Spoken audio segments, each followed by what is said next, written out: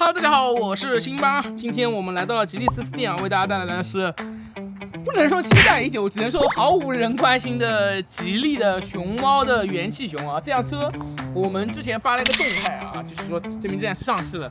那为什么这辆车了无人关心呢？其实非常简单啊 ，A00 级小车整个市场就是这样子，没有投放，没有宣传，没有人在意。但是我们不一样。我们作为 A00 级小车的代表，我们一定要给大家详细来看一下全新换皮的吉利熊猫元气熊的静态分享。为什么是静态？因为这辆车动态基本上跟原来是没有什么区别的，我们就不再做动态，他们也没有试驾车了。但是这次改进的地方，我还是要竖大拇指。这个车是加了 ESP 的，它现在有了车身稳定系统，这个我真的竖大拇指啊。最早在这个级别里面上车身稳定系统的是50的 mini 4，然后熊猫 mini 是第一时间跟进的，我觉得非常好。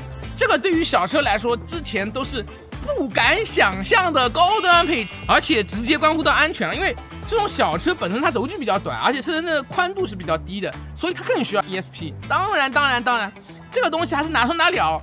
如果说你纯代步遮风挡雨需不需要？你不需要也没什么事。我们自己的1代也开了4-5万公里了，也没有，对吧？也完全遮风挡雨开空调。但是呢，有肯定更好。我是非常支持高端产品的配置下放到 A00 级里面，在价格不怎么增加的情况下，它实际上价格就是没怎么增加。然后我们现在看一下旁边是一辆卖的非常好的全新颜色的卡丁版。那我个人觉得这个卡丁版会比我们之前见到的卡丁版那个紫色的，我觉得更加好看一点啊。我觉得吉利熊猫其实发现了一个妙地，就是说通过 A00 级小车的不同的版本去吸引那些需要外观的、需要设计的。很多人不太 care 这个事情，但是确实影响了终端消费者。为什么这么说呢？是因为卷毛。我作为一个50的脑残粉，我一直在跟他说，我说你可以买迷你4啊，迷你4更好、更快、更强，对吧？大家最后选择了熊猫卡丁，就是因为它有个大尾翼，就是这么简单。行，有钱人就是一个尾翼就能解决它。OK， 除了我们刚才说的那几点，再回到这样产品本身，我们主要是来讲产品的。就是这个熊猫元气熊，它主要改什么？一个加 ESP， 另外一个是它整个车身的前部啊，前脸设计跟之前是不一样的，它变得更加的圆润了。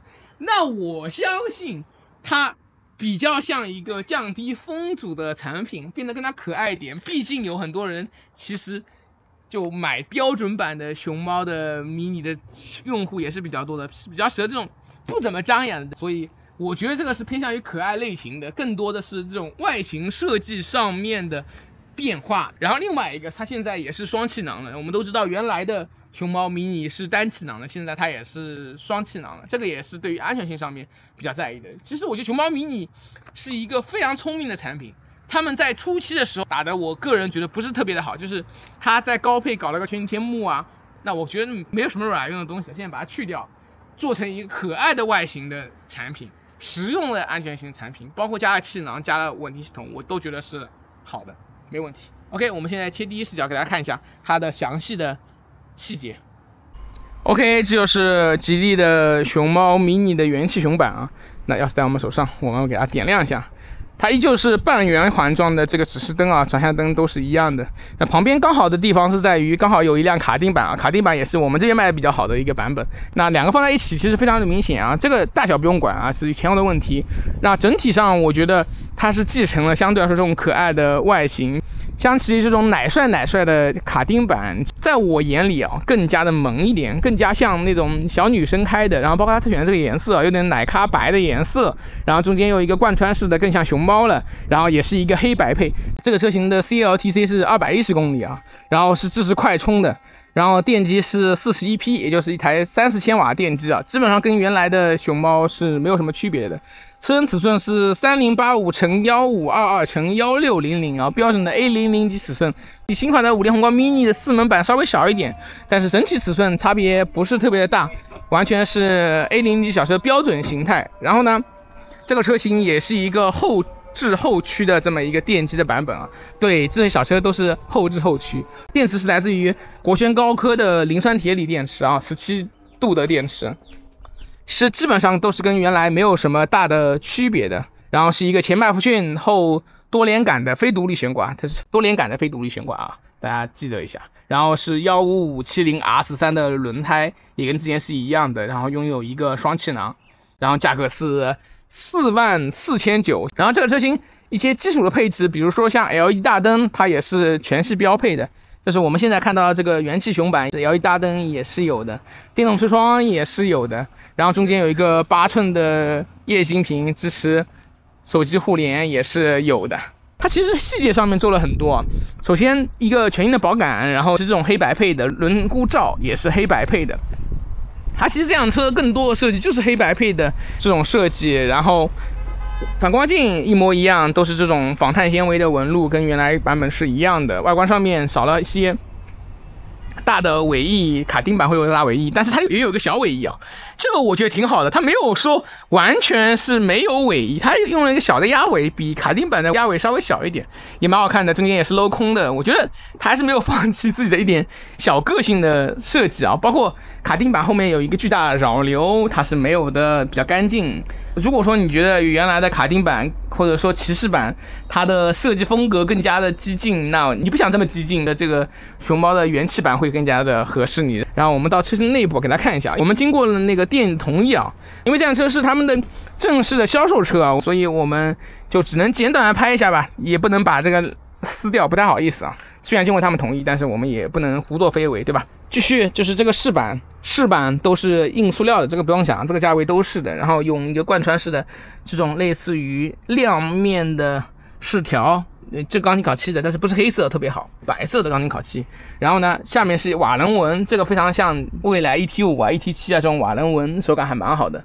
然后内部是一样的，完全没有什么区别，跟之前的我们所有见到的熊猫系列是一模一样的，两个大屏。熊猫也是这个级别里面最早用上这种智能化大屏，其实它智能化更多也是手机互联，但是我一直觉得这样就够了。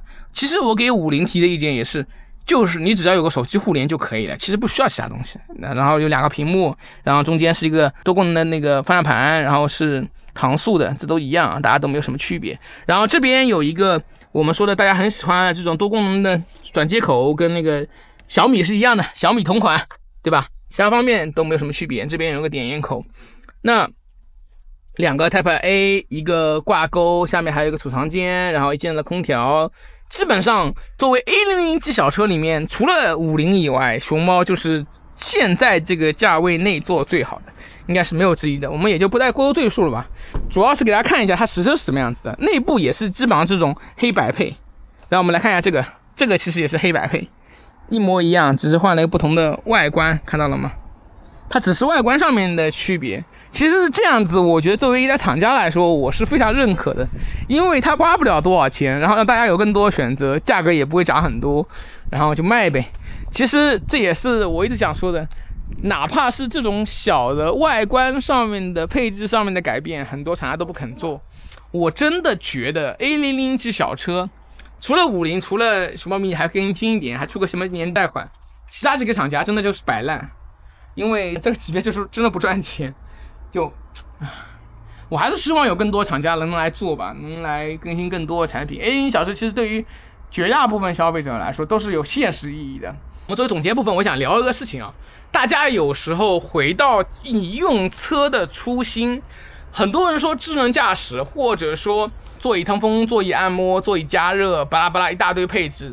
但是你回到你买车想解决你的通勤问题的时候，你有没有发现这些东西都是后期给你加上去的？当然有这些配置一定变得更好，但你说你的座椅按摩，我打个比方，你1年内能用几次呢？你用一次的成本是多少钱呢？对吧？就很多人会被那种营销带走，会被这种消费谋略吧带走。其实我希望大家还是买车的时候去思考一下，真正自己一开始买车的时候刚需是想要的一辆什么车。这也是为什么一直说不要加的原因，就是我觉得希望大家知道车的本质是什么。